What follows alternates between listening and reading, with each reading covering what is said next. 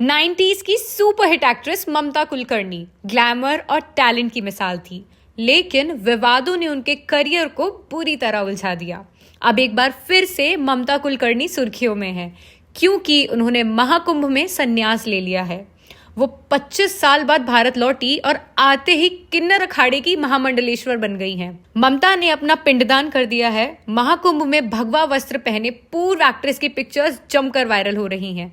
उन्हें अब यमाई ममता नंदगिरी के नाम से जाना जाएगा। तो चलिए जानते हैं ममता कुलकर्णी की जिंदगी की अनसुनी दास्तां, उनके सुपरस्टार बनने से लेकर माफिया कनेक्शन, 25 साल बाद भारत लौटने और किन्नर अखाड़े के महामंडलेश्वर बनने की कहानी। ममता कुलकर्णी का जन्म 20 अप्रैल 1972 को मुंबई में हुआ था।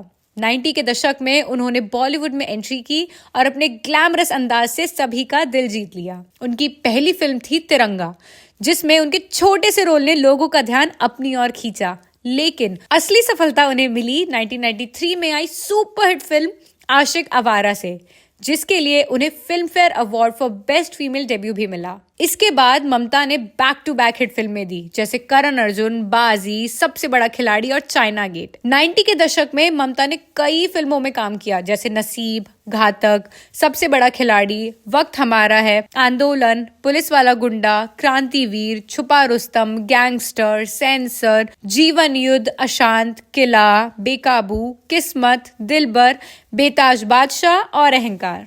1995 में आई फिल्म करण अर्जुन में उनकी जोड़ी सलमान खान के साथ खूब पसंद की गई।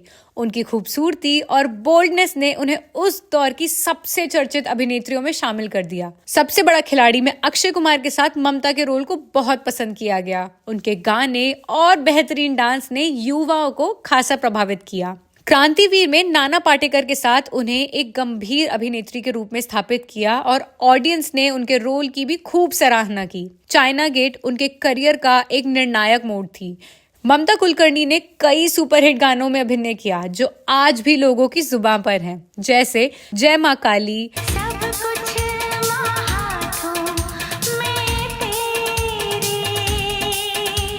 मुझको राणा जी माफ करना, मुझको राणा जी माफ करना, गलती मारे से हो गई, दिलबर दिलबर, मैं लिख दूं तेरे दिल पर, तू लिख दे मेरे दिल पर, सजना है मुझे। सबसे दीवानी थी लैला, उससे भी दीवानी मैं। लेकिन उनके करियर की सबसे बड़ी कंट्रोवर्सी तब हुई जब उन्होंने एक मैगजीन के लिए बोल्ड फोटोशूट कराया, जिससे इंडस्ट्री में तहलका मच गया। इसे लेकर काफी विवाद हुआ, लेकिन ममता ने इसे अपने अंदाज में संभाल लिया। 90 के दशक के एंड तक ममता का करियर ढलान पर था। उनकी फिल्मों की संख्या घटने लगी और इंडस्ट्री में उनका स्टारडम फीका पड़ने लगा। 1997 में फिल्म चाइना गेट के दौरान ममता और डायरेक्टर राजकुमार संतोषी के बीच अनबन हुई। उन्होंने फिल्म में अपने गाने छम्मा छम्मा के लिए काफी विवाद खड़ा किया। ममता कुलकर्णी को शुरुआत में इस गाने के लिए चुना गया था, लेकिन बाद में उन्हें इस गाने से हटा दिया गया और उर्मिला मातोंडकर को इस गाने के लिए ले लिया गया। ममता कुलकर्णी ने इस फैसले पर नाराजगी जताई थी और उन्होंने आरोप भी लगाया कि यह उनके साथ अन्याय हुआ है। इसके अलावा ममता कुलकर्णी ने कहा था कि उन्हें इस गाने के लिए सही तरीके से सूचित नहीं किया गया था। फिल्म निर्माताओं का पक्ष था कि ये निर्णय व्यावसायिक कारणों से लिया गया है, लेकिन ममता इसे व्यक्तिगत हमला मानती थी। गाना ग्लोबली हिट रहा और सारी सुर्खियां उर्मिला मातोंडकर को मिल गई। ये विवाद मीडिया में काफी सुर्खियों में रहा। तेरे पास आऊं, तेरी सांसों में समाऊं, तेरी नींदें चुरा लूं, छम्मा छम्मा।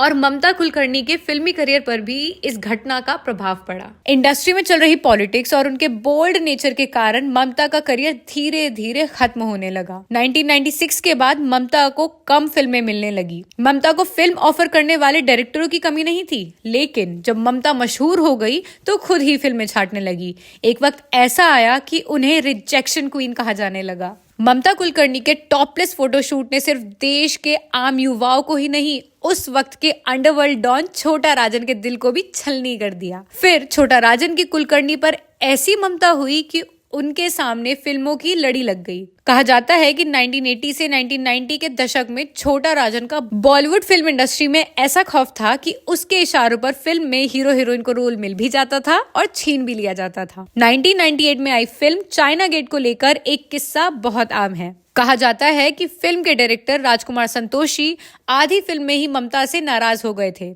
उन्हें लगता था कि ममता कुलकर्णी अपने व्यवहार में पर्याप्त मैच्योर नहीं है। खबरों के मुताबिक संतोषी ने ममता को बीच फिल्म से ही हटा दिया था।